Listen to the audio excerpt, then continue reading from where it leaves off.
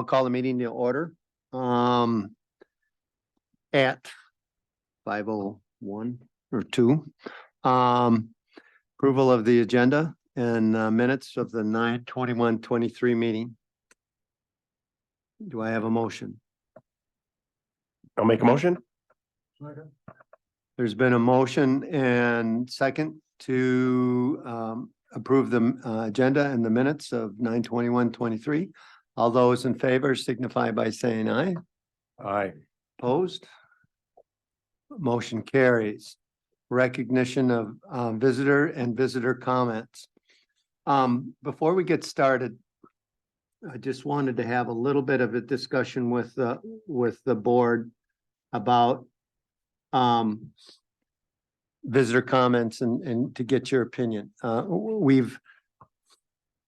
We've let people talk. Generally, there's a shortened period of time. We let people talk usually because they ask questions and we try to answer them. And that's a little bit out of norm for most meetings. Most meetings, people, when they make comments, they make comments. We thank them, they go. There's a balance between, we don't want to be so sterile that we don't want people to comment. On the other hand, we could be here till 7 o'clock just hearing comments. I just want the board's opinion before we start, so we can lay the ground rules if people want to talk, that we're fair to everybody. And so I just would be willing to listen to your comments. I apologize for springing it on you. Well, I didn't give you the thing that just to remind everybody is that mostly with public comment, we're here to listen and we can't act on anything that's not published on an agenda. So, you know, the public comment portion is really important, and it's important to let everybody be able to make their comments and just try to be as concise as possible and realize that any comment that you're making is something that we can't act upon because we can't, unless it's publicized on an agenda, but that's our goal. If it's something that, you know, we want to move forward on, so. Right, and there's also a spot at the end where we put the agenda items together. And if it's a thing that the board wants to talk about in further, we can put it on the next agenda and talk about it. The one thing I would say is, and just as a matter of policy, and we don't have set policies, I would recommend that we have a time limit of 3 minutes per comment. But I think like you did last month, Jim, if you would serve as maybe our sergeant at arms and say. How did I get that role? Well, you do it so nicely, you know. Yeah. But just to be a timer so that this is the most, by the way, just so that you know, it's not because there's more people than we've had at the last 4 meetings that we're saying this. It was just, I think it doesn't have it has an effect on dragging the meeting out too long. And if you would do that for us, Jim, I'd appreciate it. I'll run a stopwatch. Okay.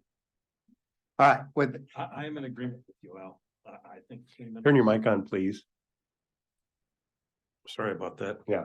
I agree with you, Al, and Jim, you as well. I think we should act on it in future meetings, put it on the agenda, do it right. And a reminder to everyone, if you would like to contact us, the easiest way to do it is via our website. All of our contact, a link for our emails are on there. So right. Please use that. And the other thing too is if you speak tonight, some of you, we have you sign in if you speak. The only reason why we have you sign in to speak is so that if we have a follow-up comment or want to connect or contact you, we know how to get a hold of you. I mean, because nowadays there isn't a phone book anymore. And so just put down if anything, and just put down your name and an email address so we can contact you if there's something else that you would like to say. Is that okay with everybody? I see head nodding and we'll just take it as consensus. Yep. The other thing is make sure that the first person up here pushes the button with the little person on it so that the mic is on, then everybody can see, and then you're recorded. Okay? So I imagine somebody wants to say something. Who's first? Okay. And please state your name too, for the record.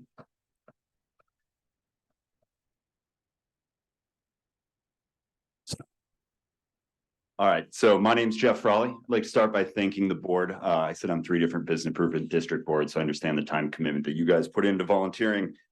I came here tonight because I wanted to propose a additional source of revenue for the Lake District. And in the development of the Lake District, and since then, a lot of the comments that I've heard from my neighbors, from other people around the lake, are people that are saying, well, we live on the lake and we're expected to pay these taxes to fund this organization. However, everybody gets to access the lake. Everybody gets to utilize the lake.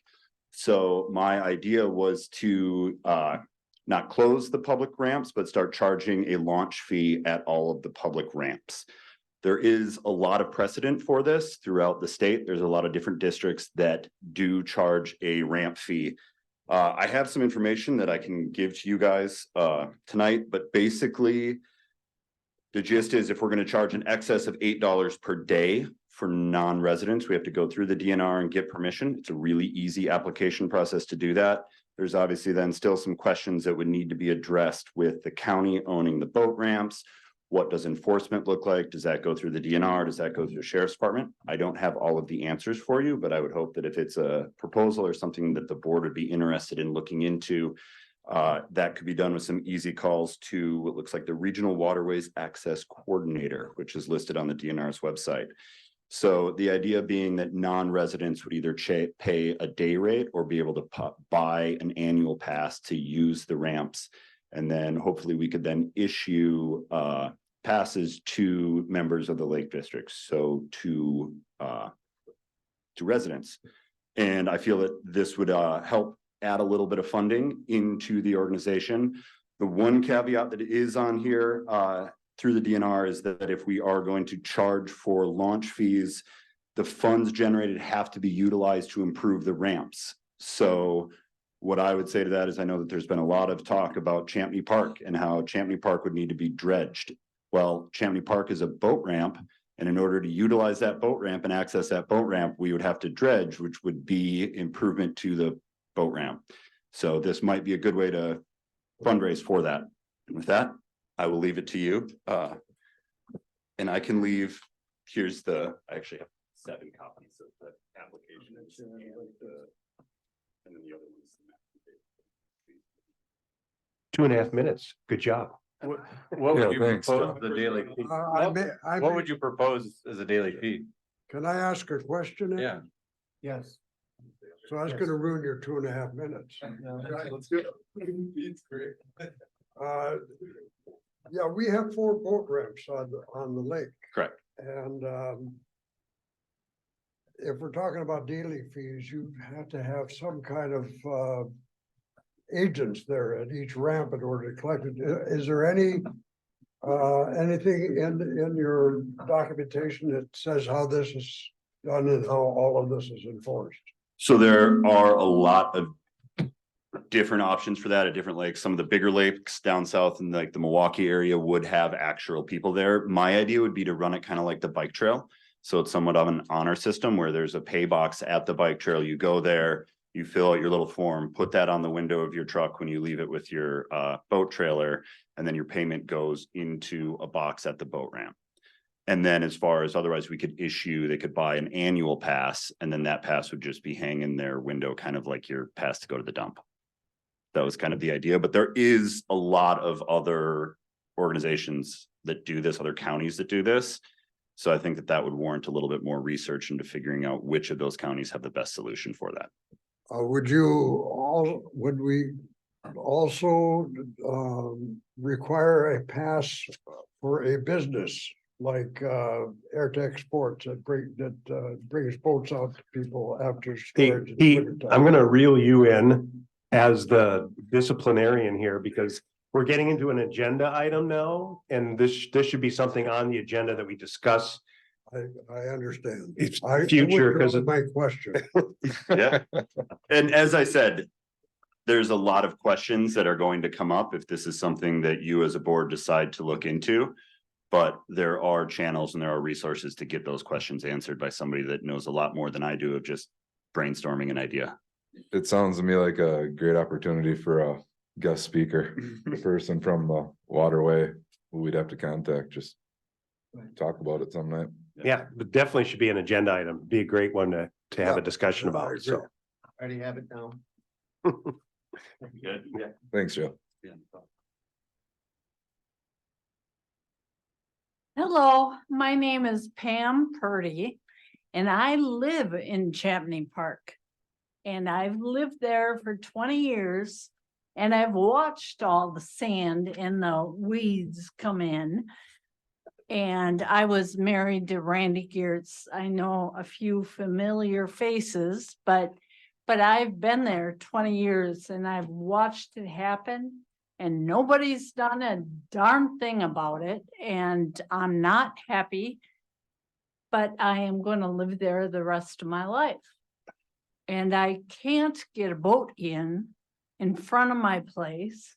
I have 3 lots. And I pay a lot of taxes, can't have a boat. And it's just continuing to getting worse. And that is what I'm here for. And I've invited a lot of my neighbors. And that might be why you have a lot of people here. So just so you know who I am, and I appreciate you guys. I know a lot of you. And keep up the good work. Thank you.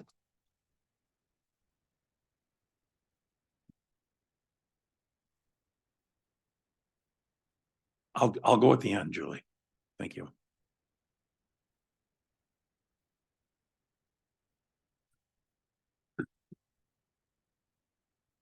My name is Julie Lammer and I live at N7889 540th Street. Tom gave me a call and I'm going to be talking about the discussion and action item number 1 regarding the no wake buoys.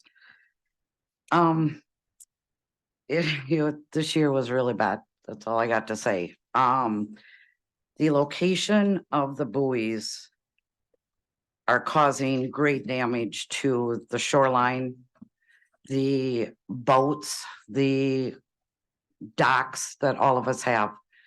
I'm approximately 5 houses down from Jake's Supper Club across the channel. The buoy this year in the location, and I did provide, actually I sent it to Tom. There's a map here showing the buoy location for this year, which was moved towards Jake's compared to last year. I have on my map here, and I certainly would show anybody if they'd like to talk to me about this. Did you print the map off? If not, I got extra copies for you guys. And what I have been told of the concerns of homeowners. I am a realtor in town. I work for Remax. And by the way, I do have a donation for you guys at the November meeting. I pride myself in being very knowledgeable of the lake. I love being on the lake, but being on the channel is a big concern. This last year with the buoy location, and ever since COVID, thank you, COVID, for one positive thing. There's been a lot more people that have purchased boats, are enjoying the lake, they're fishing. We're just having a good time out there. And I monitor and watch those boats because I sit on my deck a lot. And this year, it was so bad. And I'm really scared to take my pontoon out of the water this next weekend to see the damage that was caused, even though we beefed up our buoys on the side of the dock to prevent the beating that our boat had taken. What happens is everybody comes down the channel. They come from Lower Tainter and they're heading towards Jake's and they're all excited to get through the channel and they back off on their throttle right by our dock. Our boat will rock.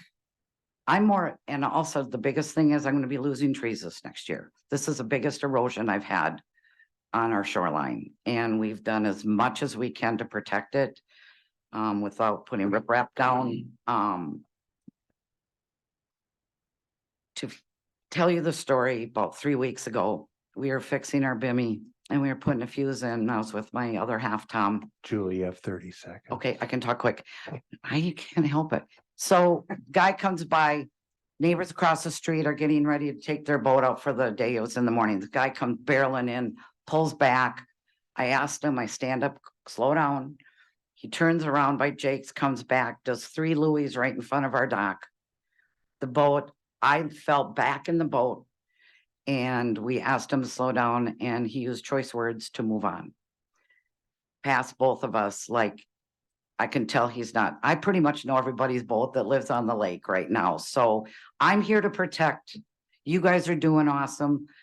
There is a proposal out there that I think if we could open up, put the buoys down where the channel from the lower lake coming into the channel, and it's going to be coinciding with the letter that'll be read from my next clients or next friends, and then make the change, add the extra buoys, make it all the way down, all the way out to the big lake. And that means going through the channel by the Figgies. Thanks, Julie. I don't like being the cop. Doing a good job. You're good. You're nice and polite about it and you give them. Nobody's taken offense yet, but.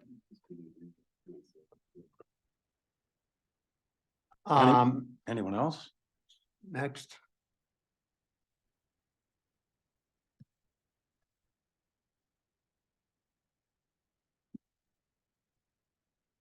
Chad Bartlett. I live on 836th Avenue.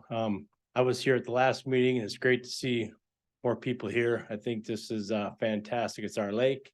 I think the boards on our team, they're just, so we're going to use them as a tool. It's not them against us. Like your idea about the fee. I thought that was a good idea. I'd mentioned that a long time ago and people are like, you're crazy. But anyway, skip to that. We know at the annual meeting, we vote on stuff. We vote if we're going to be assessed or not. So I think Grant, correct? And I wish you guys had name tags. If we could do that, that would be nice. So then we know who we're talking to. A survey. So maybe there could be a motion for a survey, an email to go out to homeowners, maybe list the top 5 or 6 ideas. I think if we can move the weeds, that's going to help with the algae problem. If we could do some dredging, maybe an ongoing deal, we can get Chapney back. Maybe there's wing dams farther up on the river. Maybe there's some conservation efforts with water quality control and everything. And so I don't know if a survey that can go out, people can list the top 5 ideas, maybe get an advocacy group, put some costs together, maybe some proposals. Midsummer, maybe people can kind of vote on some stuff, get an idea. So this wouldn't be until probably 2025 that any projects would start, I'm assuming. We're gonna talk about a lot of that tonight, aren't we? Yeah. Yeah, Grant Yeah, has okay. called me, so. But thank you. To be continued. You could maybe Thanks, send some survey ideas and maybe we could put it on the website and it could be an ongoing survey. So, yeah.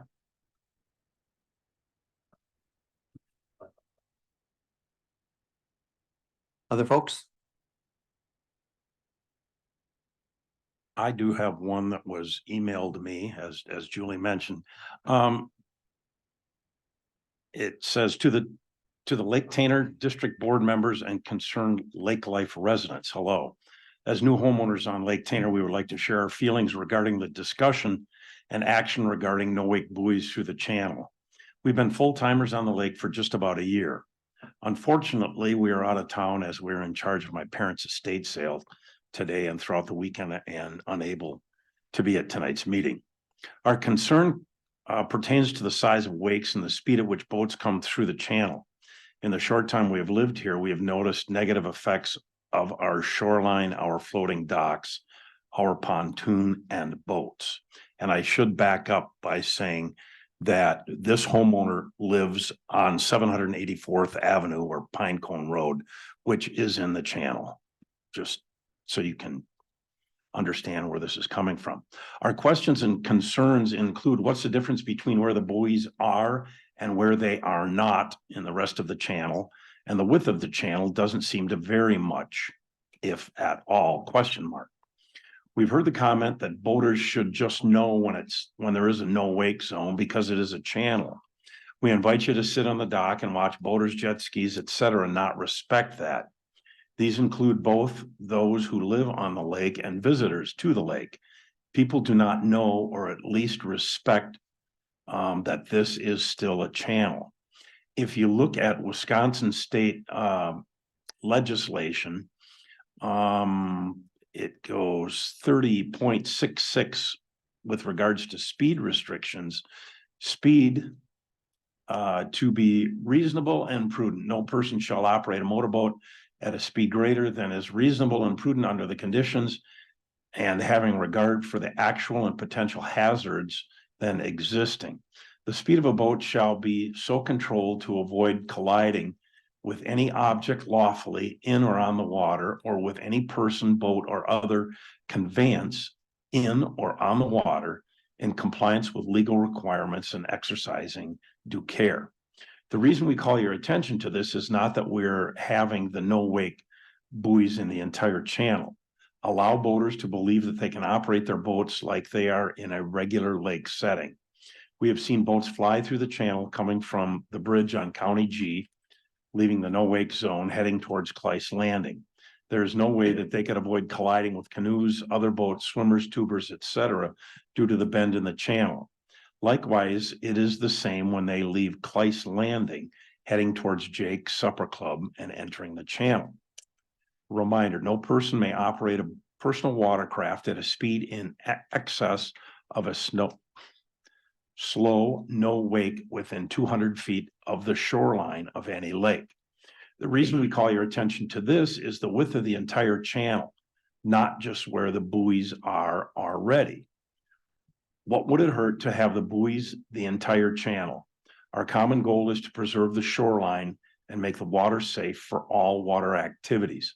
Damaging pontoons, docks, shorelines, and experience unsafe incidents are all things we can agree isn't something we want happening on our lake. Again, we are sorry we are not able to be at tonight's meeting. Thanks for hearing our concerns and helping us get a few more buoys to help support these areas, our lake life family values. Thank you again, Eric and Lisa Betcher, E5506, 784th Avenue.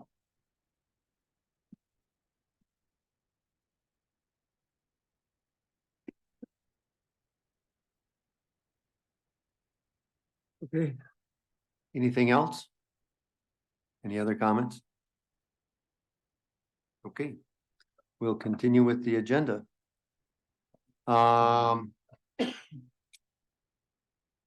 Commissioner reports and communication. Does anybody have anything they want to communicate or report? Did it come up here? Oh no, we'll address that later. Right. Yeah, Al and I attended the Red Cedar. I want to get the name of it, the group right, because it's a really good group. The Red Cedar, help me. It's the Red Cedar Partnership. Thank you. For water quality. Al and I attended it 2 weeks ago, and it's a really, really good group because it's some professionals that deal in water quality and a bunch of individuals and lake groups that are working to improve water quality on their body of water. And there was some really good information floated, as there is every month.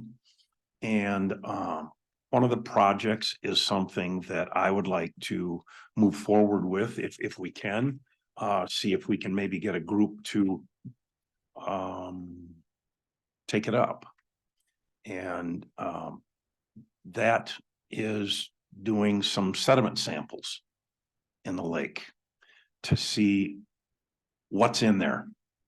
We don't know if there's heavy metals. We don't know if it's just sand. So somewhere down the line, that's something that I think we should investigate. And it's something that I sent an email the other day on to the group that did that for more specifics. So. Yeah, what Tom is talking about is the Lake Association in Chautauqua took muck samples. And their idea was to see what was in those muck samples for the potential of actually taking and more or less harvesting the muck and spreading it on fields and adding the nutrients back in. Well, they first have to understand, you know, these impoundments have been around since the days of logging and back in the early part of this century or last century. They weren't real careful of what they put in the water. And so they're looking for heavy metals, arsenic and lead being the two biggest that they were looking for. And so they're doing that as a project through their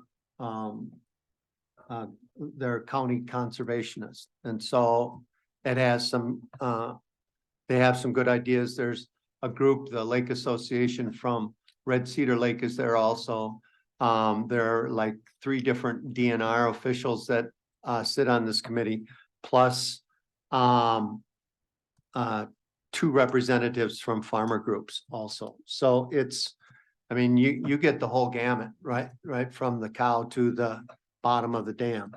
And it's there's a lot of interesting things going on out there. And what it does for our group as we bring this information to you is that it starts to help what our role is in this whole conservation effort. So thank you, Tom.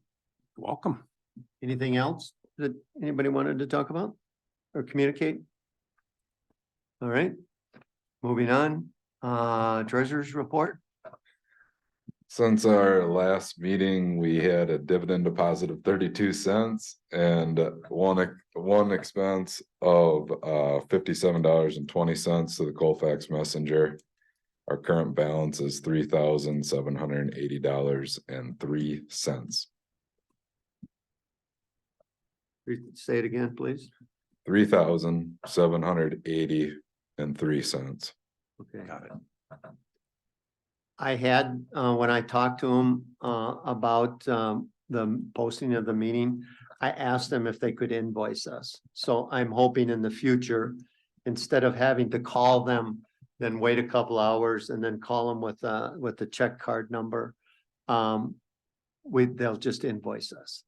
And so I'm hoping that that is the case for the next meeting. Because once we start committee meetings and things like that, all of those have to be noticed also. And so you just don't want everybody to have, it just makes it simpler for you to keep track of it that way. Any questions for Grant? Okay, would somebody make a motion to accept the treasurer's report? I make a motion to accept the treasurer's report. There's been a motion and second to accept the treasurer's report. All those in favor signify by saying aye. Aye. Those opposed? Okay, buoys. Okay. Just to bring everybody up to speed as to what's been talked about buoys. Last meeting, Bob Batchelor presented information about the buoys, their placement, some concerns he has, and he's made several recommendations. After that, or the result of that discussion and that information, the board well, we agreed that Tom and I would attend a town meeting to. I mean, it's not our ordinance and so we had to, we have to talk to all the players. And we went to the town meeting. They talked to us briefly. I shared the memo that I sent to the board prior to the meeting. Just asking a few questions. And then we were done and we came back and now we're here to talk about what is to take place. I can tell you that there is a lot of mystery about this and misunderstanding, I think, about what's going on and whose responsibility is what. And so I guess just to get into it a little bit, I will tell you what I found out at the meeting. The town does have the ordinance, okay? It is a town ordinance, and I sent a copy of or a link to everybody for the ordinance. That ordinance was put together in 2007. Believe it or not, there are still people on the town board when that ordinance was put into place. That ordinance was approved by the town of Tainter and the town of Menominee. I don't know why, I don't have a good understanding of why the town of Menominee was in there, and the town board said that they also had to have approval of Sherman, Red Cedar. Who am I missing? Tainter, Sherman, Red, Cedar, Milan. That's the four. All these four. No, it would just be those, okay, those three. But Sherman and Red Cedar are not listed on the ordinance as approving it. So, but the buoys are located in town of Tainter. So that's one area of concern, or of not concern, but of interest. The other thing is that I talked to two former presidents of the Lake Association because I don't know who brought the concerns forward to the town to do all of this. But I talked to two past presidents of the Lake Association, and they said that this was one of their top things that people sent emails about, but they didn't really have anything to do with it. But they provided volunteers. Okay, they provided, I think, Bob, you were in the line of maybe about 8 volunteers that have done this. Ted Ludwig, I think, did it first for about 7, 8 years. You've done it for 3. In there's been 3 or 4, but it's always been volunteer people that have done the work. They indicated that they passed the ordinance and that it was the Lake Association's responsibility to take care of everything, but the Lake Association doesn't exist anymore. So therein lies this kind of gap in what goes on. And I also talked to one of the past presidents happens to also be a DNR official. From the DNR standpoint of enforcement, it's kind of down on the list of where they're going to enforce. That the no wake is hard to enforce.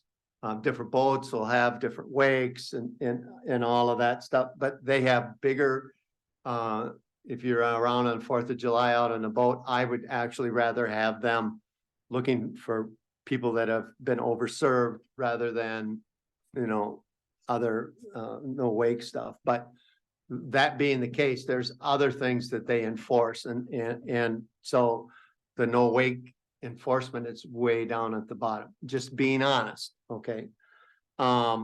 So those are the things that I found out.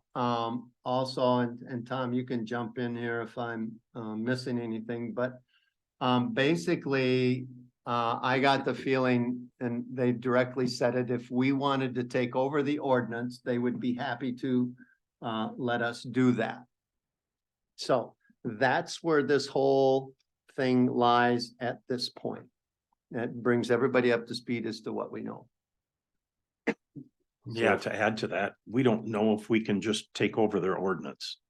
So that could, if we were to do that, that could wind up costing us quite a bit of money on legal fees alone. So it's something that we will have to investigate further. The township was going to check with their state group that they use for legal representation to see if that was even a possibility. So we don't know if we can even take it over. So if we were to take over an ordinance, is that something that you can then vote to change the ordinance at our annual meetings? Or is that a different? According to the DNR, what I read is the lake districts we can write our own ordinance. So I think that the cleanest thing to do would just be for basically the town board to repeal their ordinance and for the lake district to write our own that would maybe address some of the shortcomings of the existing ordinance. So that's something we could take next annual meeting and we could have, you know, or maybe a recommendation from the people that live there or something. Well, right, and because if you look at the map that's on the town of Tainter's ordinance, you know, a big chunk of Tainter Lake is not in the town of Tainter, including what some people are referring to as part of the channel extends outside the town border. So it would be a much cleaner thing to just, you know, I'm sure they would rather, I'm guessing, probably want to repeal the ordinance and then the Lake District have its own ordinance that would be crafted. The other thing I found out is that they set the width, I think, at 200 feet, figuring 100 feet from each dock, because I think that's for a boat. I think it's 200 feet for a jet ski, and then it's 100 feet for a boat from the end of the dock. So they so I think they set it at 200 feet. Now, I think if I remember my boating safety, you also have no wake within 100 feet of another boat, if I'm correct. And so that would actually at a minimum be 300 feet. Okay, not 200 feet. So that two boats could pass safely. Now, there again, how far in the weeds do we want to go tonight on this? I think that there is some room. This ordinance was put in place in 2007. I think it could maybe stand a little updating.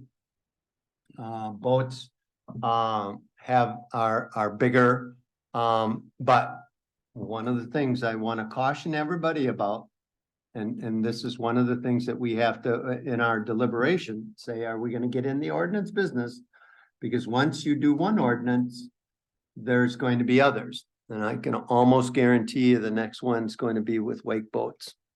And so we're going to have to deal with that issue also. But I just want to be you know, just to say that. I was actually kind of hoping that we'd have a little more support from the township than what we got, but.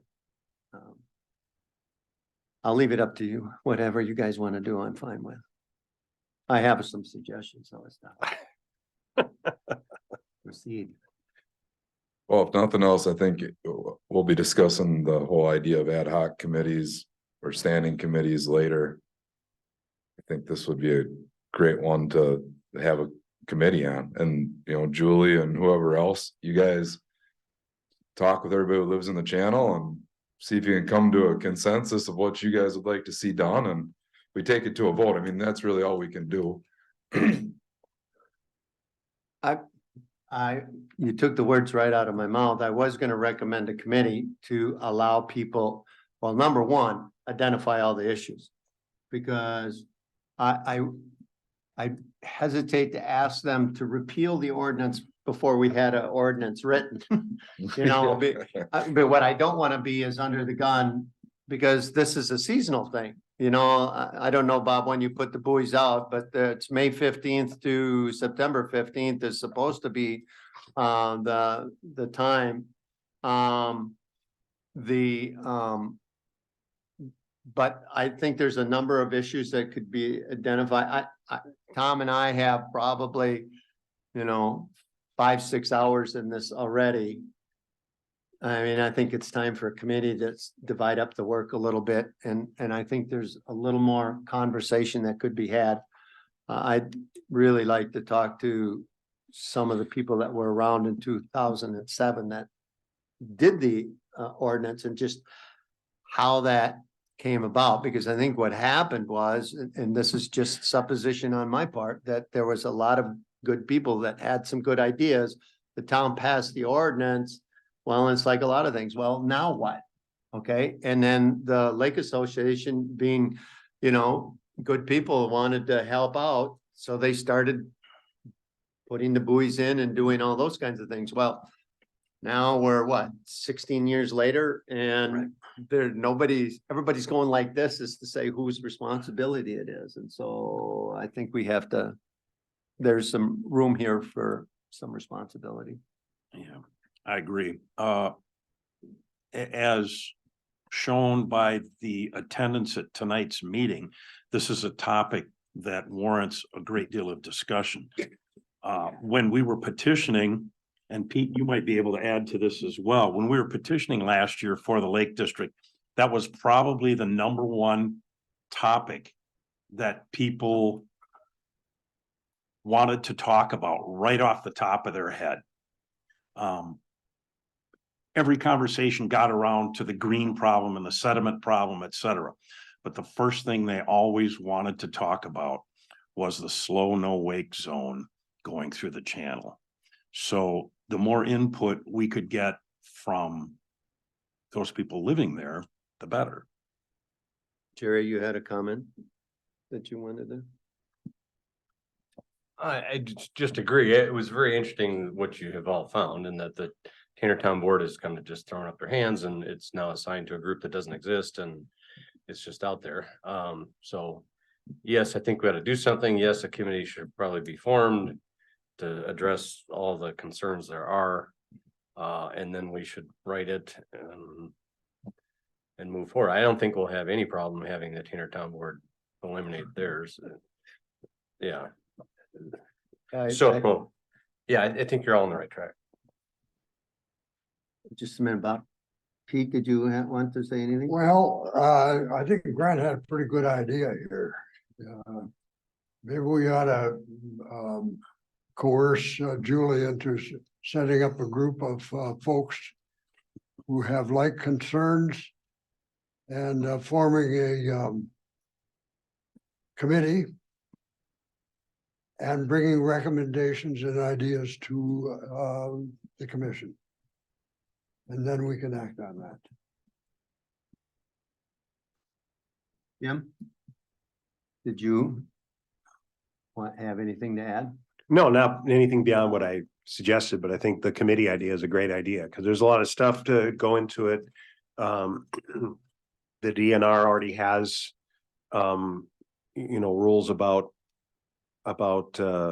slow no wake zones, and it specifically references lake districts. So So I think that, you know, whoever's on the committee should look over both the DNR existing regulations and then the shortfall perhaps in the existing Tainter resolution, because I mean, the way it's written right now, it says that it's in effect from May 1st to September 15th.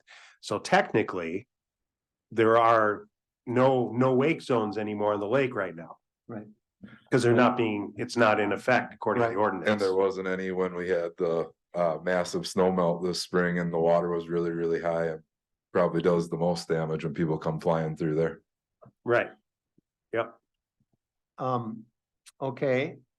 Chuck, you wanted to weigh in? I was just gonna say, could we get somebody from the DNR or who actually is in charge of enforcement of the no wake on the committee? Because we certainly don't want to get into the enforcement business. And I think if we have a buy-in from the DNR or, you know, if the Dunn County is on the lake, I think we could, you know, the ordinance would mean something then instead of, you know, people arguing and fighting about it. I think one of the things that we'd have to do is get DNR input, because obviously you're putting something in the water. So they have to sign off on it somehow. I don't know that it might be a stretch to get them to serve on the committee, but it won't be too much to have them give their blessing for it. All right, here's the next question. Who wants to serve on that committee? I heard Julie's name, so Julie, you're in on it. Bob, I think you should probably be on it. Did you want to say anything quickly? It's up to the board. I think it's worth hearing his Yeah. comments. Okay. Bob's the one that brought this to the All right, Bob. forefront. Can you come up and, talk at the mic?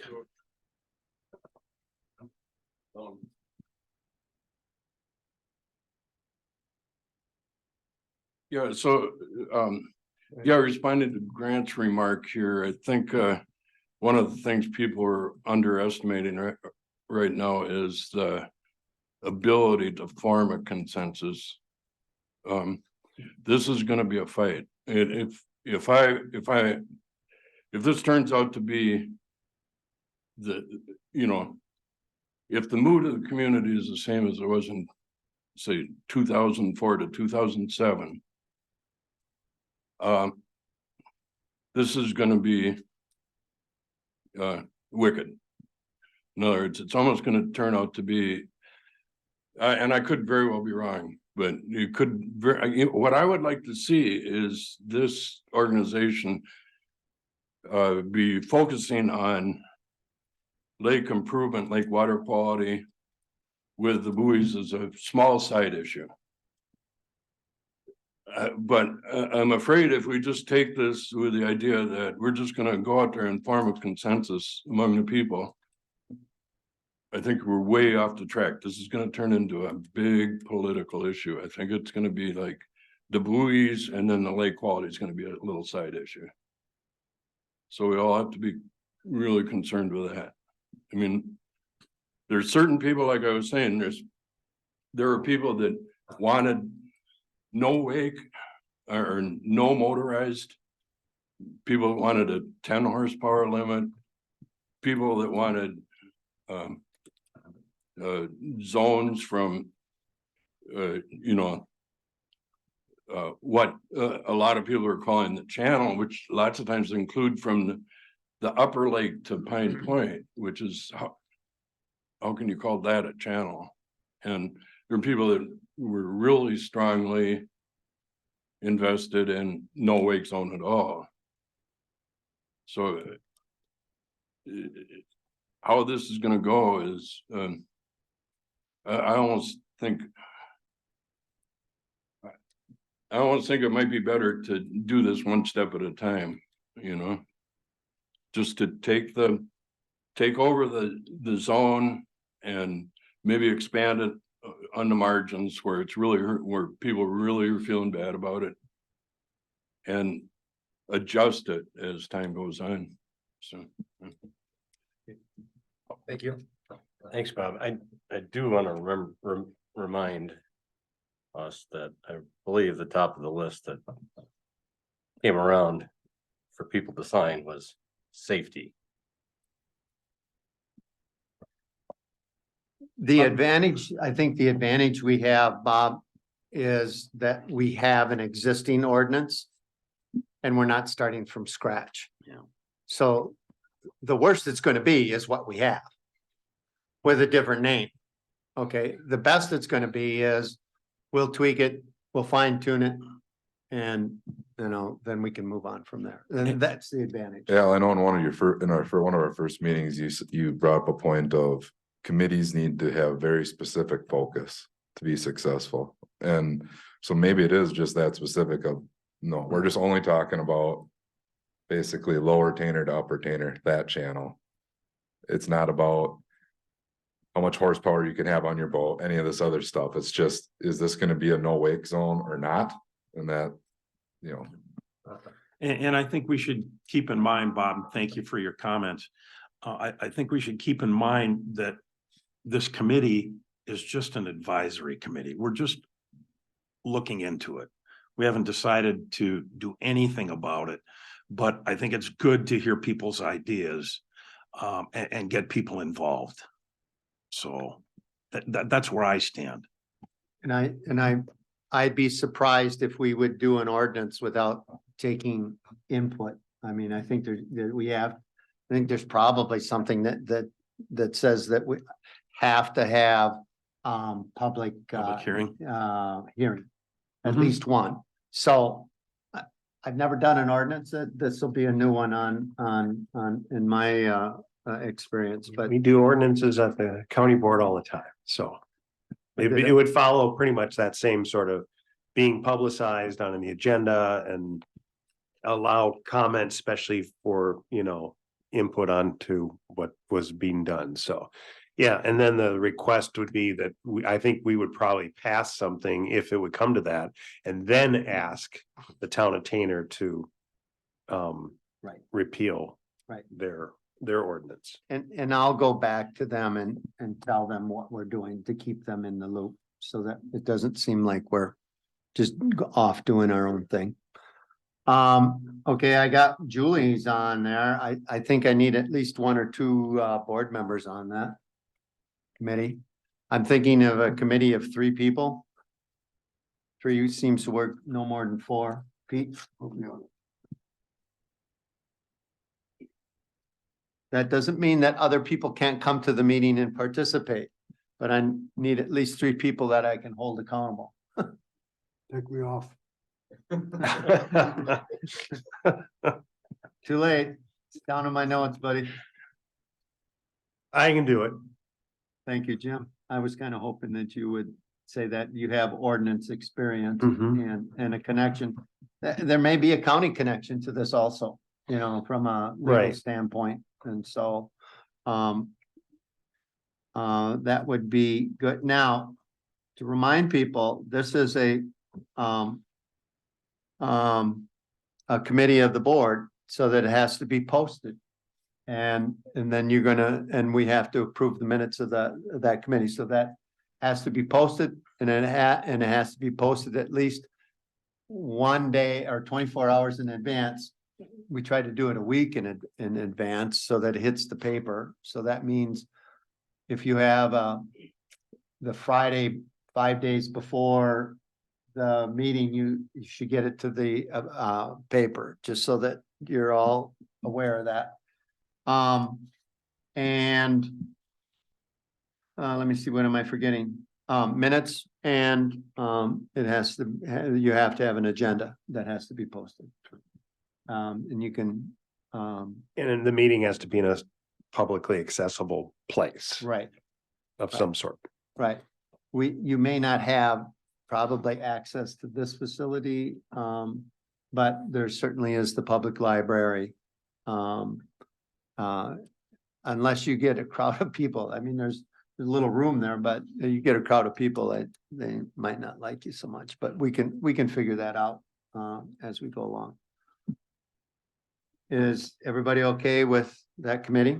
The charge that I would, put forward to that committee would be to, number one, make a recommendation regarding, the buoys, and I would also, have included in that recommendation maintenance, placement, and essentially addressing cost. I think cost has to be a part of that charge. That there's a yearly cost for those maintenance items. I'd rather see us put together $100 a year so that every 5th year we replace a buoy, than to all of a sudden have to charge $500 for a buoy. And so bring forward a recommendation to the board. When do we want this recommendation by?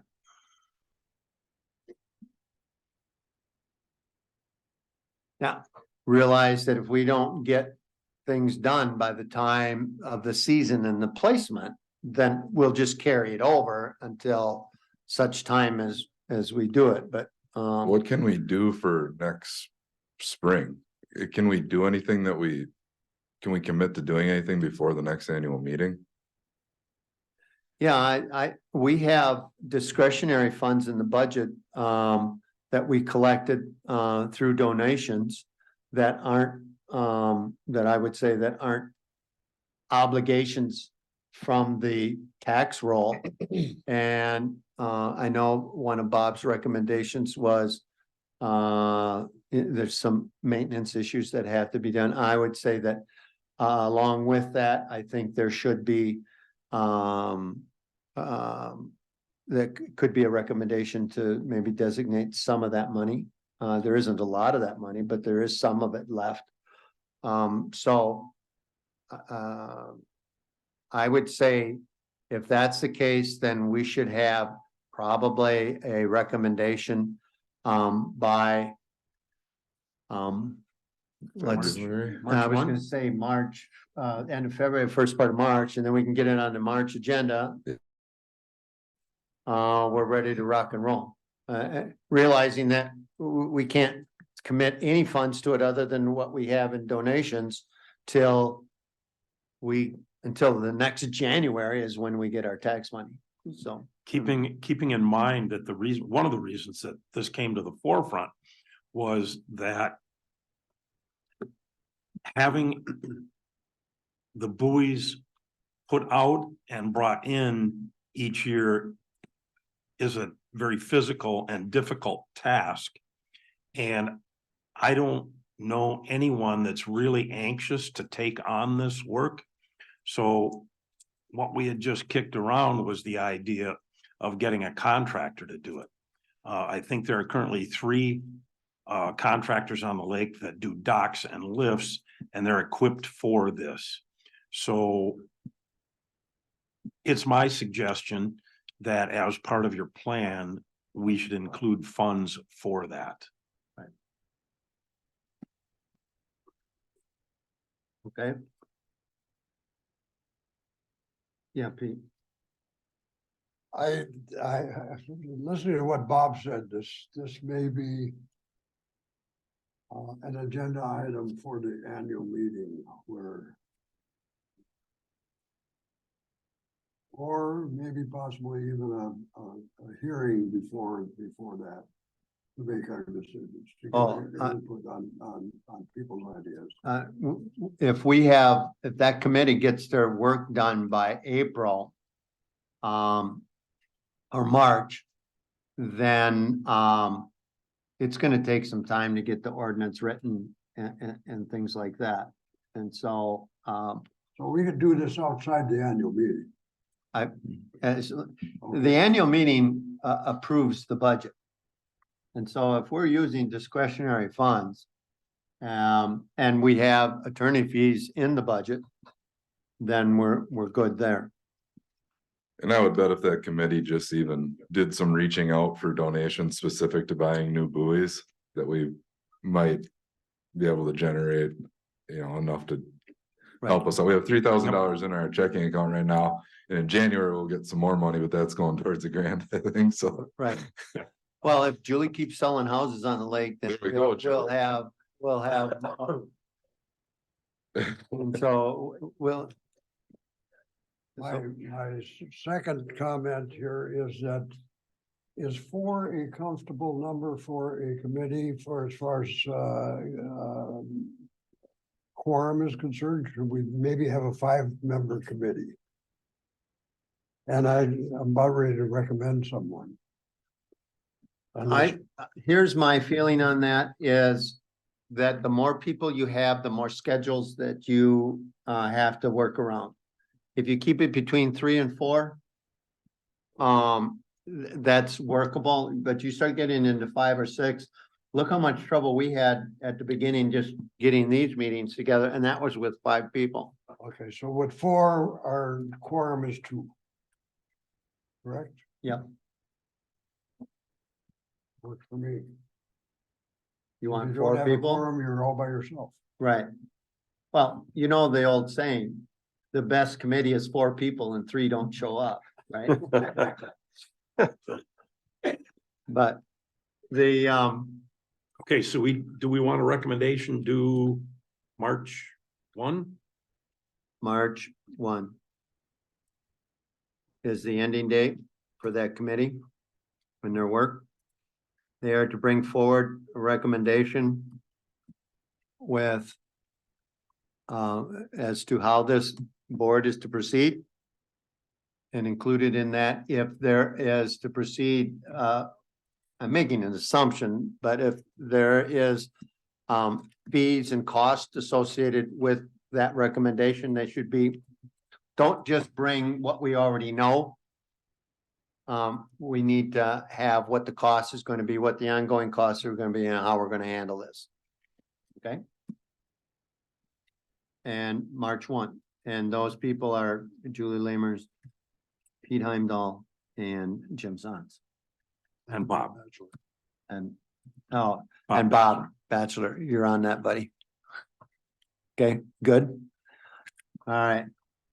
The, well, you have the expertise, you know, so, and I don't think it'll be as bad as you think it is. There, people have had 16 years of getting used to it. And so I think it's a reasonable thing to do. Could I have a motion to accept that? Make a motion. Okay, Second. Jim Zons made a motion to approve that committee assignment and that task and deadline. Pete Heimdahl seconded. All those in favor signify by saying aye. Aye. Those opposed? Motion carries. Discussion of the insurance bid. You had it in front of you. I know you looked it over very carefully. Tom, if you could just tell us what number 1, what the 2 major components of that insurance bid is and what the total bid is. Okay.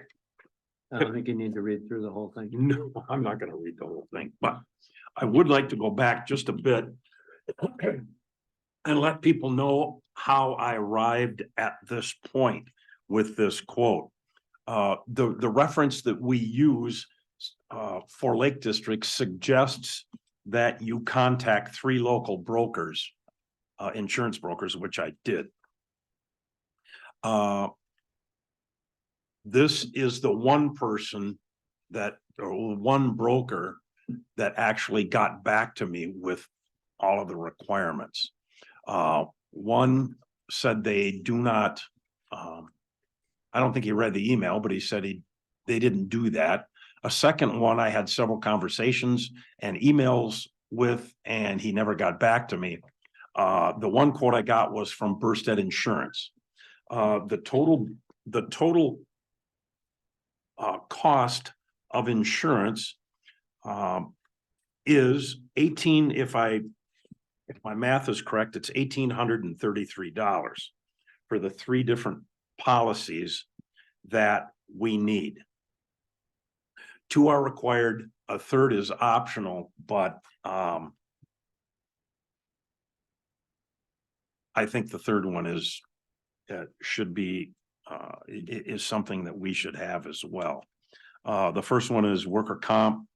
The second one is for errors and omissions. And the third is, oh boy, help me. Not too sharp. Which is general liability. Liability, thank you. Which So- two are the required ones? Liability and work comp. Okay. The one thing that I would like to reiterate is that I talked about it before, the cost of our insurance was kept down currently because we are not running a project. When we get to the point where we are running a project, we should sit down and reassess our insurance needs with a broker to make sure that we are covered adequately. So,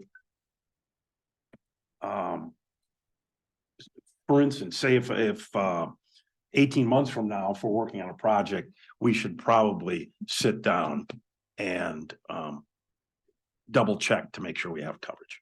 Okay. So would you put that in the form of a motion, please? And then we'll have any more discussion after that. You can make that motion, I can make that motion. that we approve that. I make a motion that we approve the 3 insurances that I received a bid on from Bursted Insurance For, for $1,833. okay. Do I have a second? Okay, Chuck is seconded. We have a motion and second. Is there any other discussion? I have a question. Sure. Is that an annual cost or monthly cost or? Yeah, it's annual. And the premiums meet the requirements that? are Yes, stated? yes, they do. And just so you know, the worker comp goes through the state. They organize that, they rate it, they determine your premium. So, And we'll have another audit on that too, I can tell you that. right. They like the audit. Anything else, Jerry? Who seconded? No.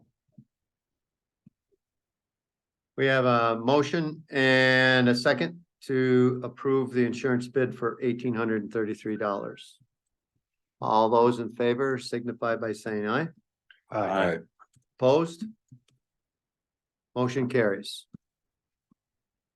Surface water grant application, myself, Pete and Chuck have been continuing to rewrite and re-edit the grant. Our goal is to get the grant done by the end of this month and submit it a little early. The one thing I will tell you is that they had 27 grants in this, our district, and that's kind of northwestern Wisconsin alone. And statewide, the number of requests have far exceeded the pot of money. I mean, I kind of knew that was going to happen. We're trying to make them feel sorry for us because we're a brand new organization and don't have any money and funds so along with a couple of tiers dropped on the application, I think hopefully we can be successful. But just so that you know, we did budget enough money to do about 75 to 80% of what's in the grant alone if we didn't get the grant.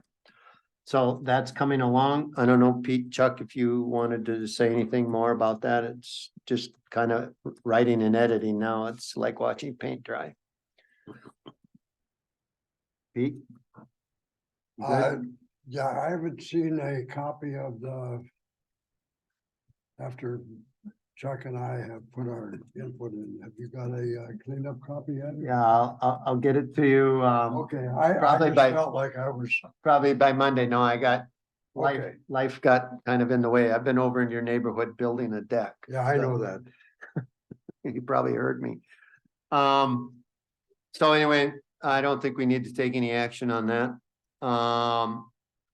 The next item, Grant had given me a call and was bouncing some ideas around. And one of the things that I wanted to talk a little bit about was the document, the work plan. Now, this work plan, just so that you know, is just kind of, I do this just to keep myself on track when you have multiple things going on. And so I think the one thing that we need to talk about is what do we need to be doing, looking a little bit more long range than just to the next meeting. I think the buoy situation is a good example because it has a season. You know, and you have to make decisions now for the next season, because if you wait for the next season, you're really making the decision for the next season. And we have a budget that runs from September to August. So we got to make decisions now to build that. So with that in mind, I'm just going to open it up for the board's discussion as to, are there things that you want to see on this? And I did put in as the copy that I sent you, the project that we're working on right now really is the surface water grant. And part of what's in that grant is part of things that I put in under strategic planning and education. I'd give you, I guess you can pass this copy around just so that in case people want to see. Grant, would you just show, they can pet and look at it. It's kind of boring to look at, but just so that you know, we do have kind of a plan of action that Thank you, man. yeah, just they can pass it around and look at it. But that just keeps us on task. So I'm gonna shut up now and let you guys talk. So is there things that we should be putting on there? Are there things that we want to put on the agenda to talk about in more detail? Because right now it's the grant and education. I've heard the gentleman that spoke here and maybe it was you, Chad, that talked about a survey. Part of the strategic planning process incorporates a survey. So that will get started probably. I intend on starting that process in January after deer hunting and things like that. And so, and that will part of the grant incorporates two components. One is public, small group meetings, 4 or 5 of them. And then an electronic survey is what's written in the grant. So some of those pieces are going to come to fruition there anyway. So one thing I would like to see is an idea that you brought up to make sure that we have going forward is a speaker series when we can make that happen. I contacted a group from a project just outside of Madison, and it's a much smaller version of Tainter Lake. They have the same issues that we have, and they worked on it with DNR grant money and with DNR technological help, if that's the term for it. And I would like to hear them speak on their project. What lake is that, Tom? Yahara. It is the Cherokee Yahara River Estuary, and it's about 600 or 700 acres. And they have the same problems with sediment and green water and rough fish and all those things. So hopefully someone can get back to me quickly and we can get them set up, probably by Zoom. in the grant, we put $300 for a subscription for Zoom so that we can have these meetings. People don't have to come from Madison. All they have to do is just sit down and get together and speak. So trying to make it convenient for people. Chase Cummings has agreed to come to the next meeting. So he's our land and water conservationist from the county. I would appreciate the board sending me emails on subjects that you would like him to address. When we invite people, I would really like them to be, I would like to be specific as to what we want them to talk about so that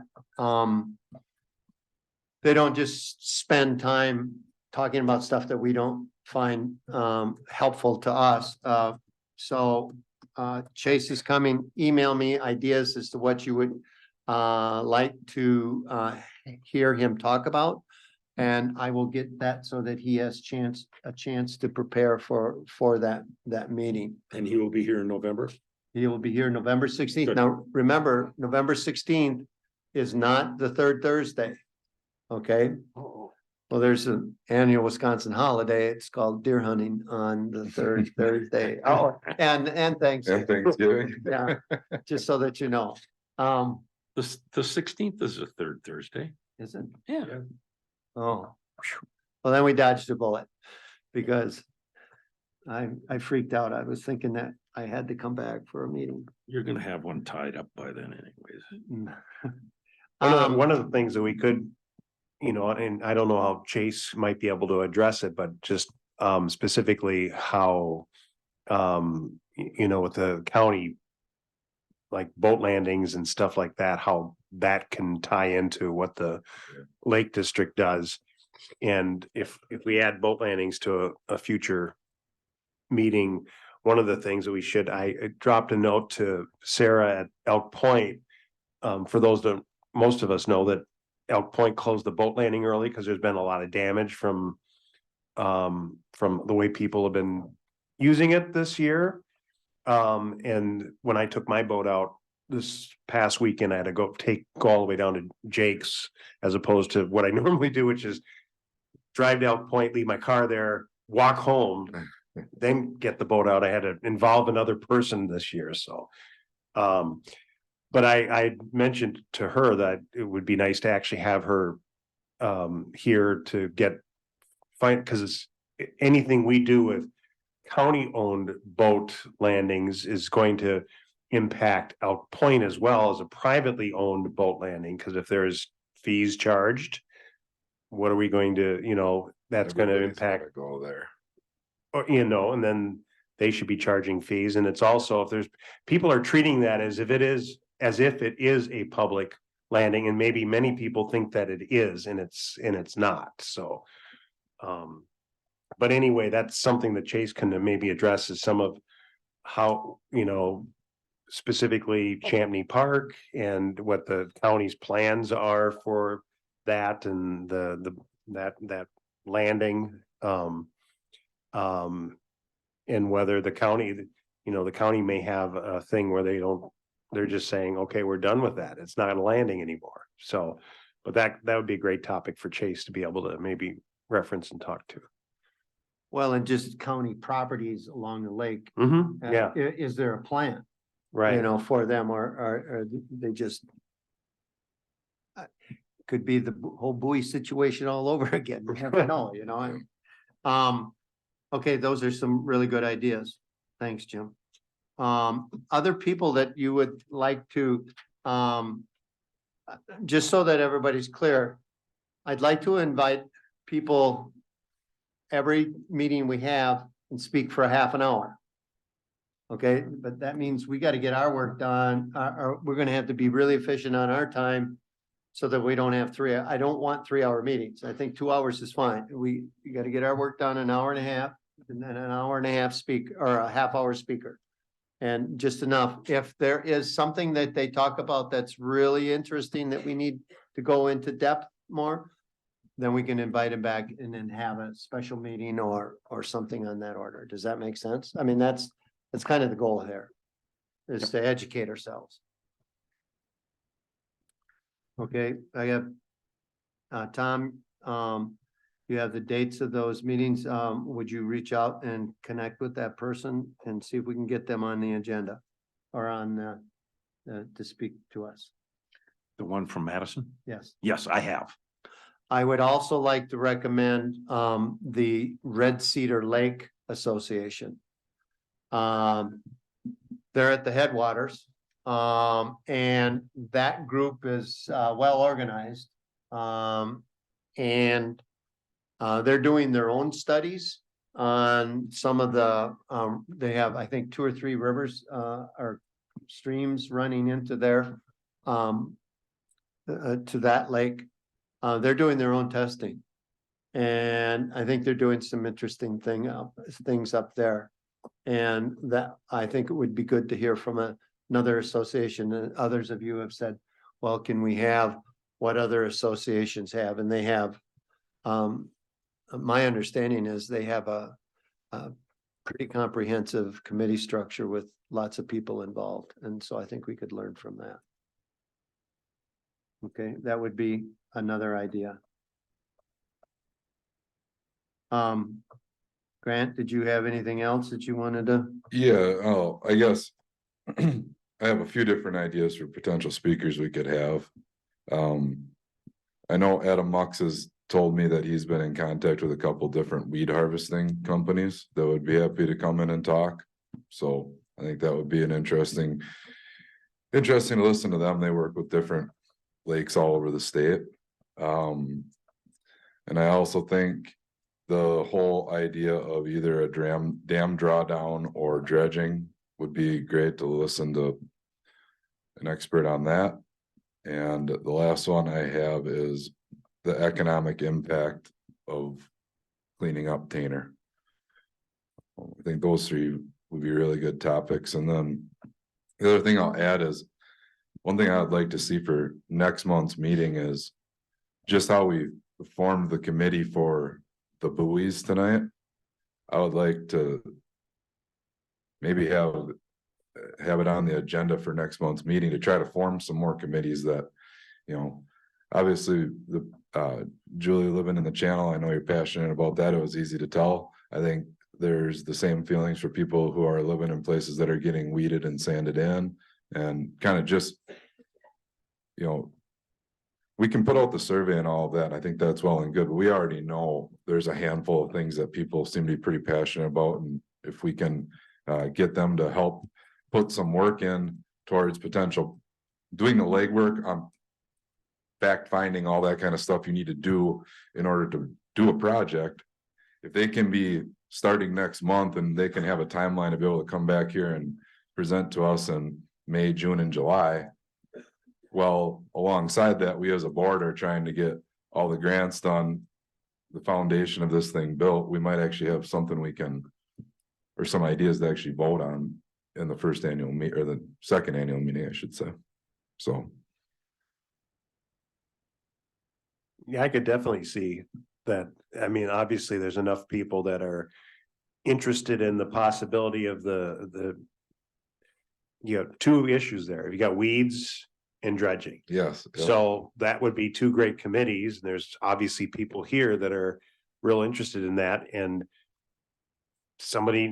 people need to do that research. So it's like the folks that are here that are passionate about it. Okay. Yeah, and I think the passion's great. You know, there's a lot of smart people that live out on the lake.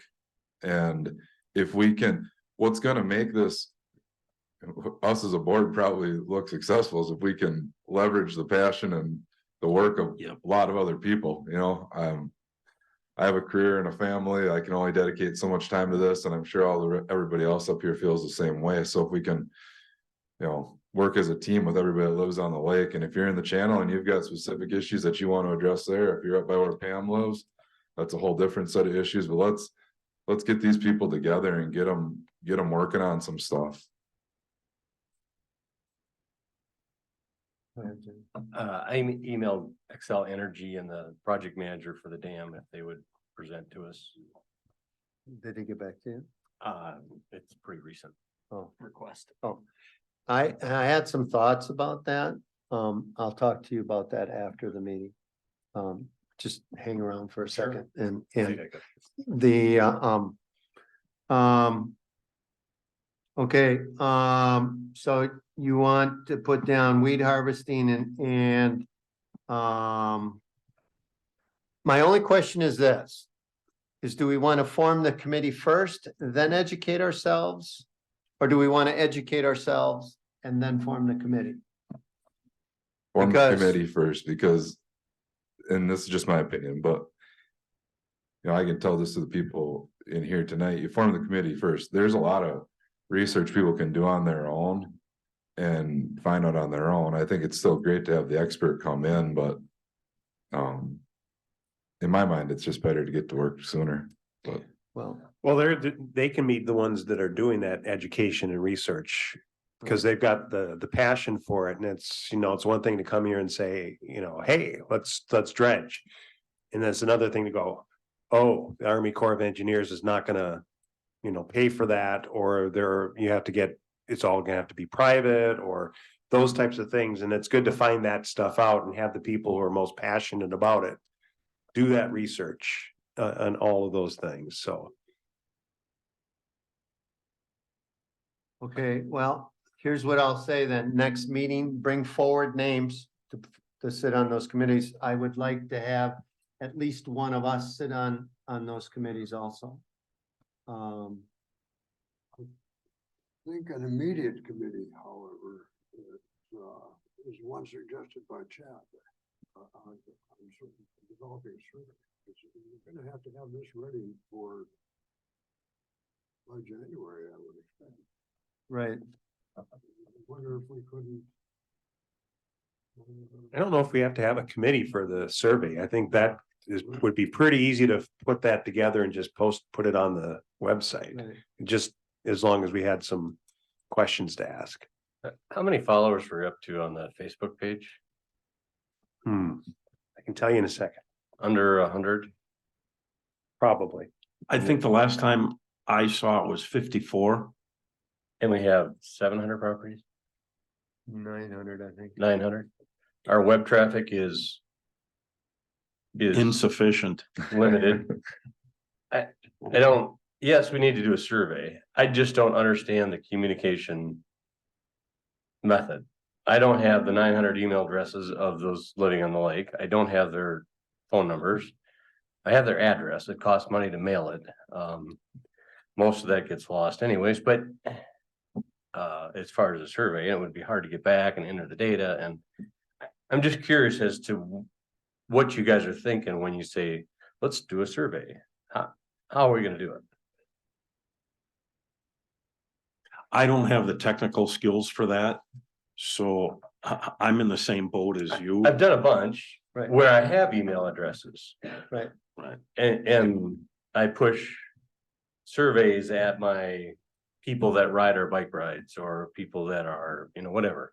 And it's, you don't get much response via email, but yes, we should get Right. input. Well, But- that's why in the strategic plan, that's two-pronged. One is to have meetings, to actually go to the people and invite people in and come and speak. The second one would be to do an electronic survey. In the past, I've used SurveyMonkey. Yeah. It's, and what I was thinking is, just a postcard with a QR code on it. So that you could snap it and you take your survey and easy peasy lemon squeezy. I don't know that. My experience with surveys is if we get 20% return rate, we'd be doing outstanding. It's probably gonna be more in the range of 10%. But I think if we've had open meetings and we've invited people to speak, if we sent everybody a letter or a postcard, and even those people that don't live in town get that. And we have public meetings. And then we can even put it on the attachment on the webpage. I think we've done all we can do to get people to give us input. Yeah, and the other thing with it is like, okay, so a survey is good, and I think we should send one out. But in reality, the things that people are gonna want to do the most, they're gonna come to these meetings, they're gonna talk about them. I think. Well, but the problem with just going off of. We could actually, this group here could actually sit down and identify all of the things that that are going on. Well, we could do it, okay? But the problem is without asking people for their input, then it doesn't become. We need to have that buy-in. Right. We need to have the transparency Right. to make Right. it clear that it's not us 7 old guys up here running the show. But so I think those are some of the things that we have to do. Yeah, it takes time, but I think we have to give everybody an opportunity to have their say. And what I'm always interested in is everybody has a circle of friends and everybody has that circle of friends, but that may not be the same opinion that somebody else's circle of friends has. And so I think that you have to try to get everybody's opinion. Thanks, Al. I'm glad you realized we will have to mail it. Right. And that the response will be low. Right. I put money in the grant for it too. Oh, did you? Okay. Good. So, So we also have an email address list developed when we did the petitions of about 60% of the folks who live on who lived on the lake as of a year ago this summer. That could be used to send it out. It's not a complete list, but it's. Oh, I'm sorry. I don't, could you hear me out there? Yeah, I think they could hear me. But it's at least to start, and we could invite people to talk to their neighbors to make sure that they're aware that there's a survey. And we could activate that list if necessary. okay. Well, we're getting down the road a little bit more than where we wanted to. Where I'm hearing weed harvesting and dredging as the two topics. I don't want to get too many committees going at one time. So if we could start there, bring names, talk to people who want to be active in that. I'm gonna give everybody a little bit of a pass. I kind of commanded people to serve on committees today. No more than one of those a meeting, so that if we come and we can do that at that time, that'll give you a chance to bring forward some names and get some people to talk. Does that sound fair? Mhm. Tom, you good with that? I'm good with it, Okay. except. Sorry. So I I asked think him- at some point. We need a committee to further, I don't know if we need to study, but to develop a plan. On what might be an approach to deal with. Getting the lake balanced. We have too many rough fish. We have. Far too much cyanobacteria. We don't have any vegetation in most of the lake. And I don't want to call it biomanipulation because that kind of freaks people out a little bit. All it is balancing the lake. And I think that would be a good committee at some point. Doesn't have to be right tonight, but at some point in the not too distant future. Because that is really the biggest topic that's going to come out at some point. I would imagine that would come along with our management plan. If the first step is our strategic plan, the second step would be to develop a management plan, because I can tell you right now, you're not going to do any weed harvesting without a management plan. Right. You won't get the permits to do it. And so that all has to be a part of that comprehensive plan. So what's the timeline for the management plan to be is that something that's gonna be done by the next annual meeting?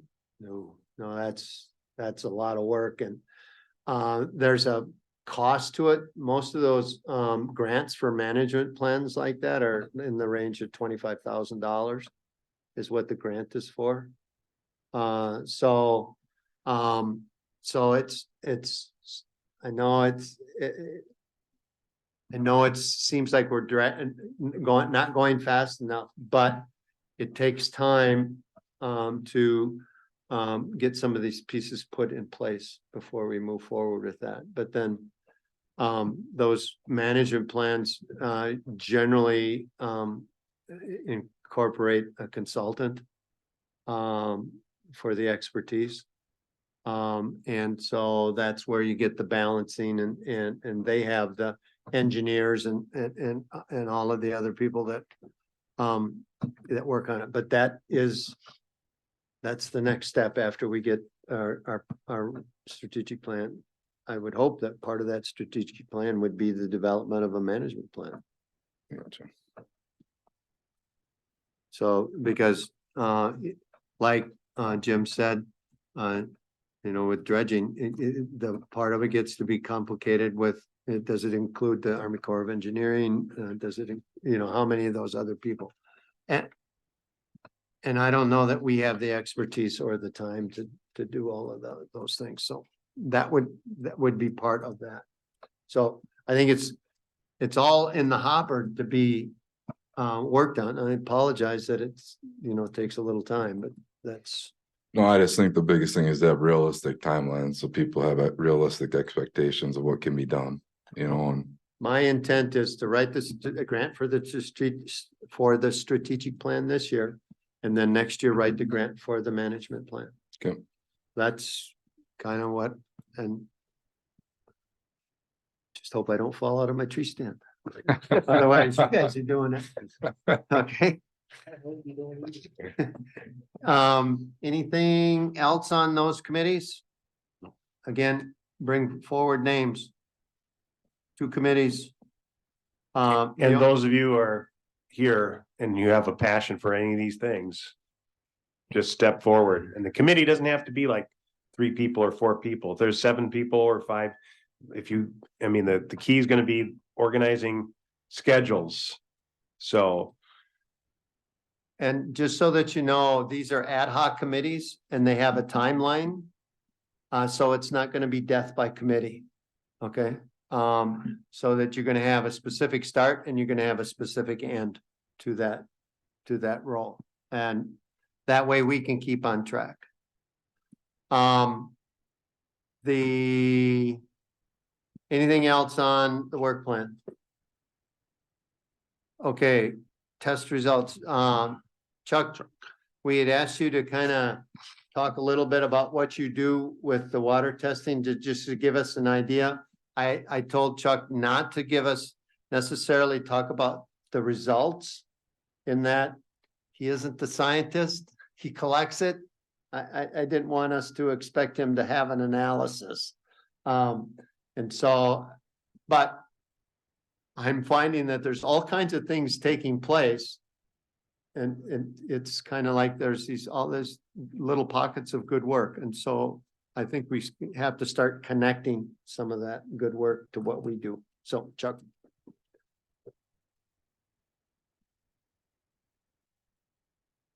I'm kind of pumped doing this. This is like show and tell when you were in elementary school. Remember that? So my name is Chuck Tack, for those of you that don't know me, and I've been your water tester on Tainter Lake for 4 years now. And I test 3 different areas. First one is the east lobe of the Hay River. Second one would be in what we call the Sandbar Bay, the North Bay. And the third one is the Mid Bay. That's if you're going north coming out of Jake's Channel. That's the big bay there.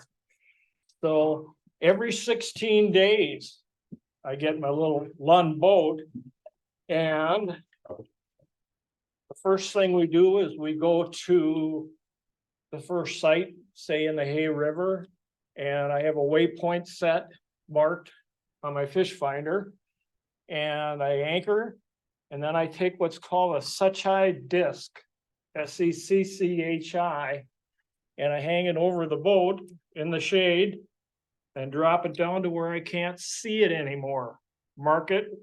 It's marked in feet, mark it with a clothespin, and my wife usually comes along and records that information. That's water clarity.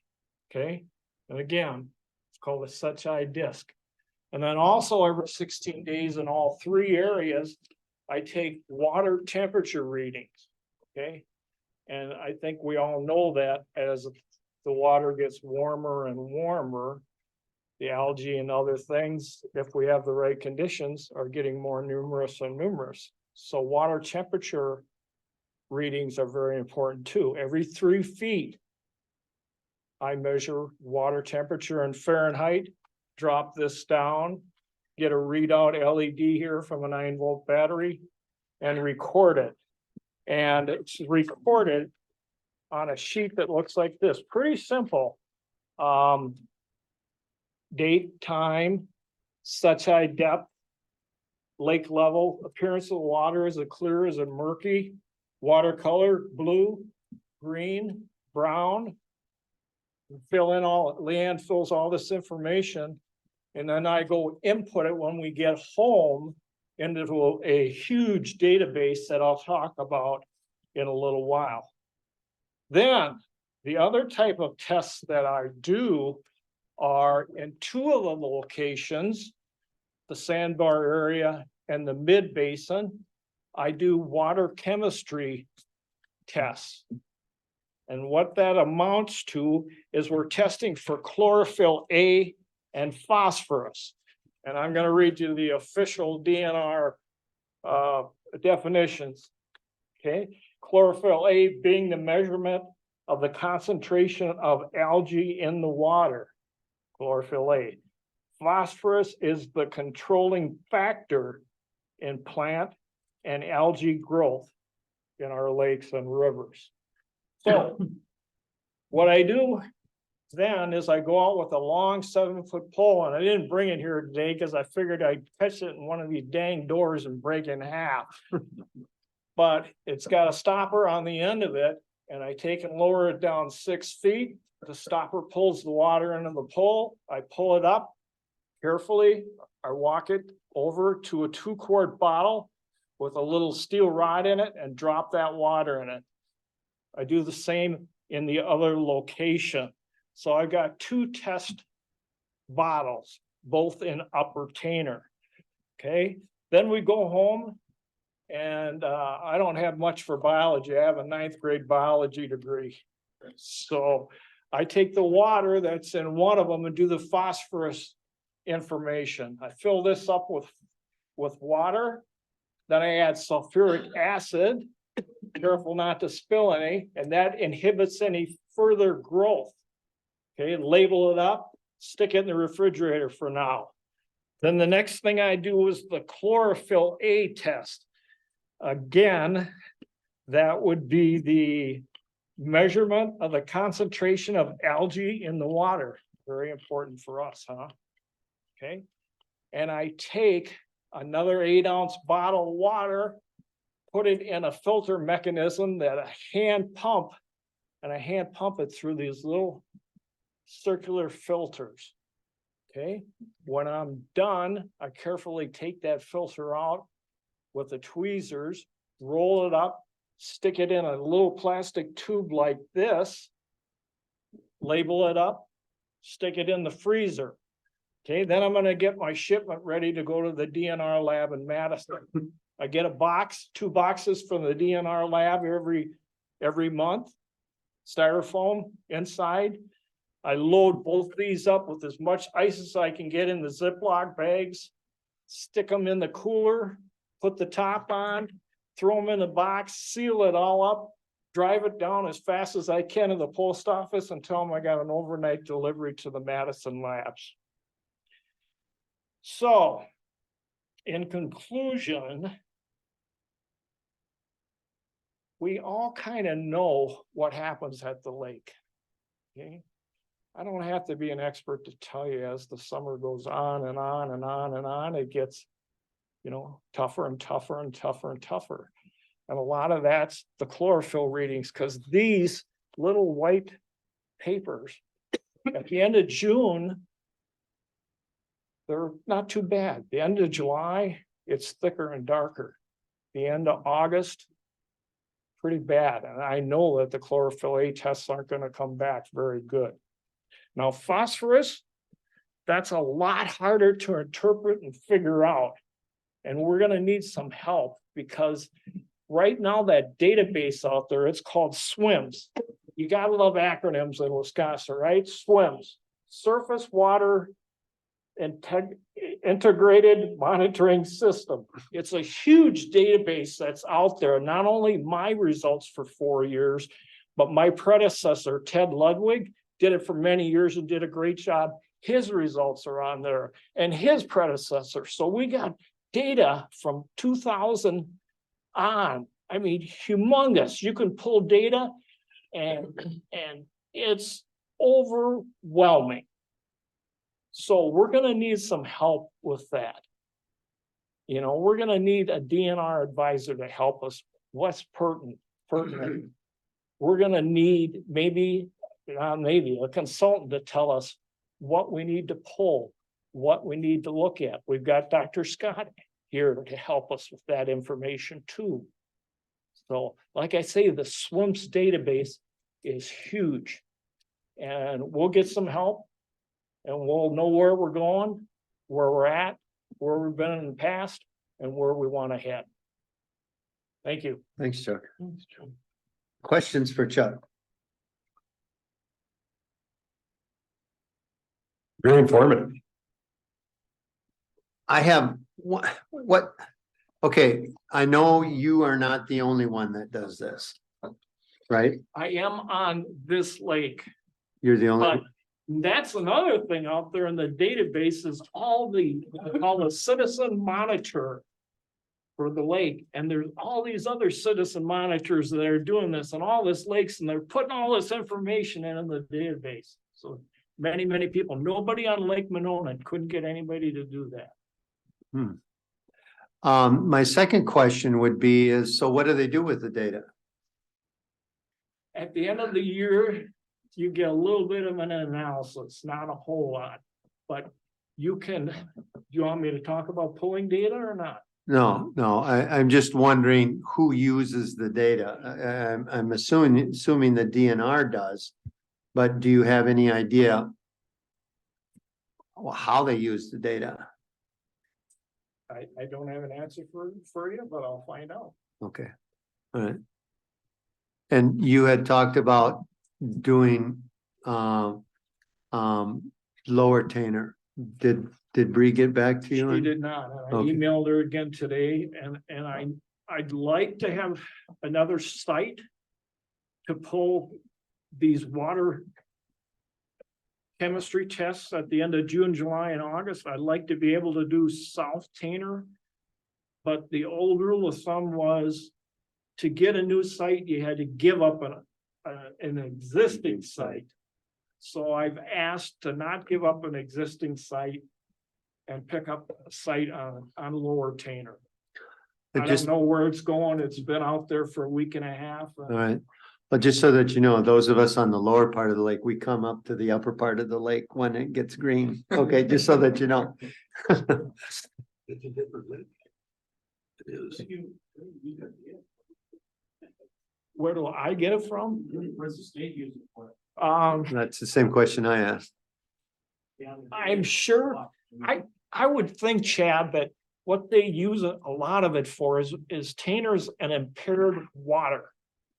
So, like Tom said, that other areas and impaired waters, there's impaired lakes in Madison. Dr. Scott could tell us more lakes, but I think they're comparing all that data.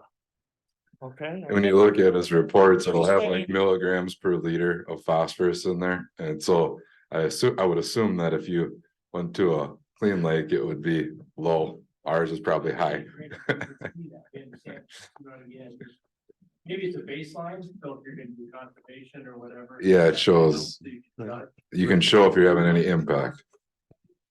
Yeah, I know one thing they do is they rate your lake by all the scores that you have over the years, both mainly in the chemical test, but surely in the temperature and how far they can see down.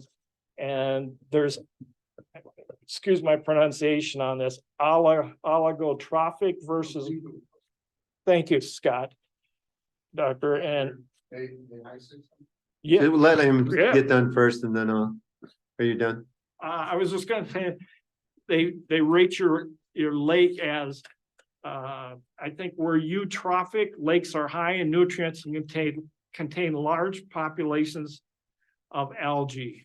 Right. That's what we are at Tainter. So, Dr. Scott. Okay, there are the rating of legal process where you talked about, I've seen that. They can micrograms, so you have to always gain. More than one. No. Where a second test, you throw that down, you'd be able to see very good. Then you go measles, okay, that would probably be 20 to 30 micrograms of phosphate per liter of water.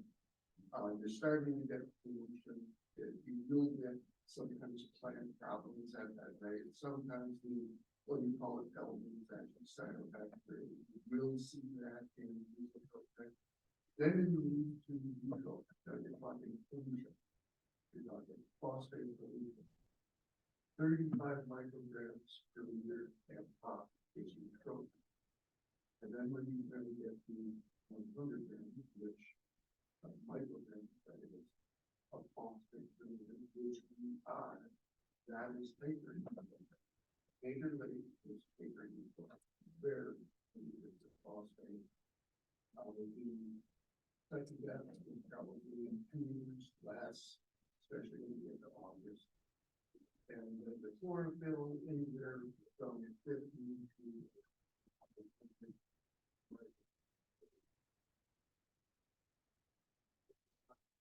You send it back to itself. Thank you.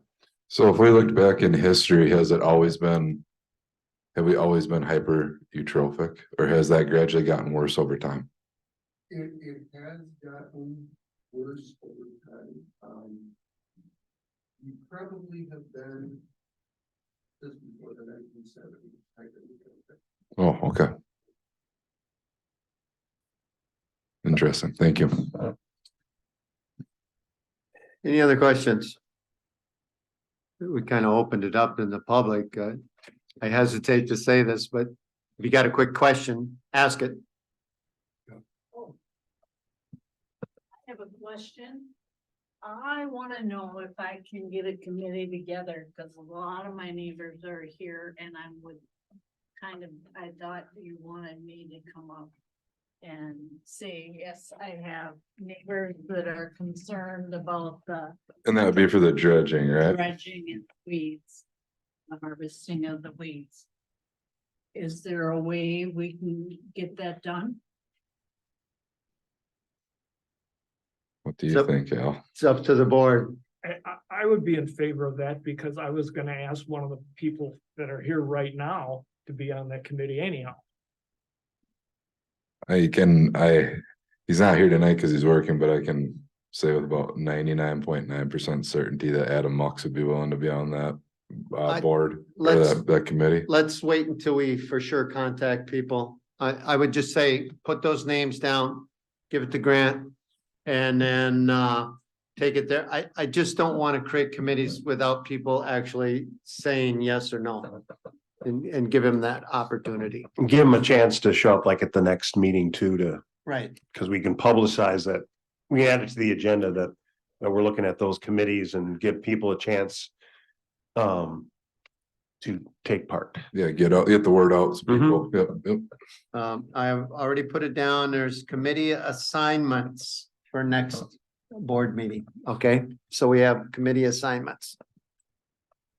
Anything else on that? Thank you, Chuck. Good. I think what Chuck says highlights, it's a little editorialization, I apologize, but it highlights the fact that we got a lot of data. but what we don't have is a lot of action. And so, that we know of. Okay, and that's part of what we have to understand is if there is, action taking place. I lost my agenda here.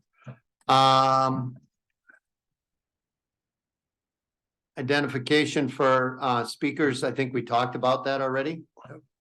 Next board meeting, is November 16th.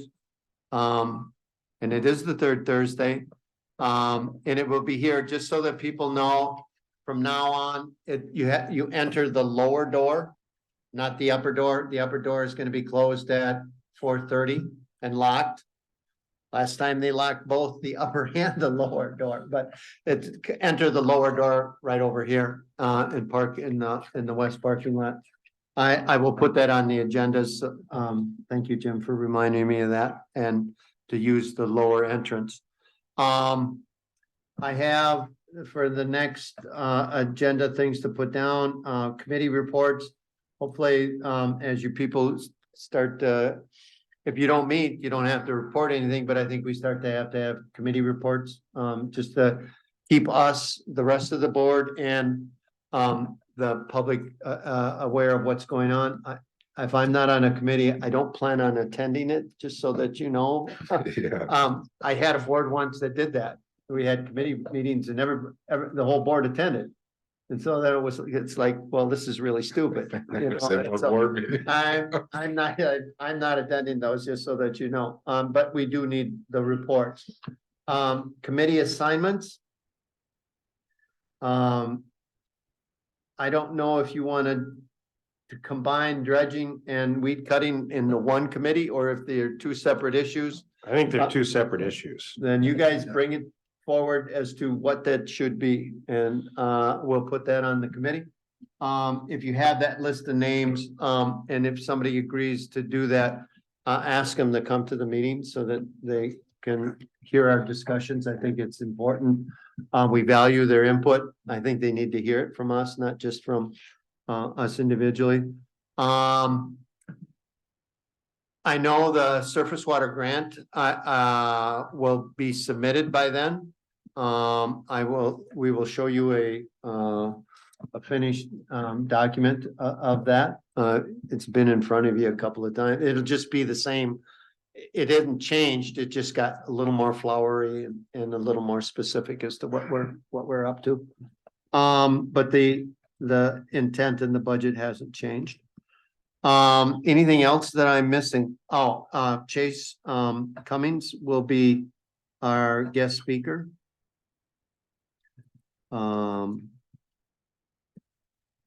He has already agreed to do that. I'm going to get a hold of Alex Smith. I had asked him to come and speak. He's our biologist. I'm going to ask him who in the DNR deals with weed cutting and who deals with dredging, and have them speak to us specifically on those. He said, well, we don't usually just do a kind of a dog and pony show. We speak on specific things. I think those are some specific things that we need a little more education on. And so I'm going to ask him for names, and hopefully in December, January, February, we can get people to speak on those topics. Is there other things that we need for now? I mean, again, in about a week and a half, I'll be posting the next agenda. So if you think of something that you want on the agenda, shoot me an email. Is there anything I'm missing? Al, when do you and Pete want to get together? Should we stick around afterwards? Or? Yeah, we'll figure out a time to get together. Okay. All right. Anything else? I'll accept the motion to adjourn. Motion we adjourn. And a second? Second. We have a motion, a second. All in favor, signify by saying aye. All right. We are adjourned. Thank you for coming, everyone.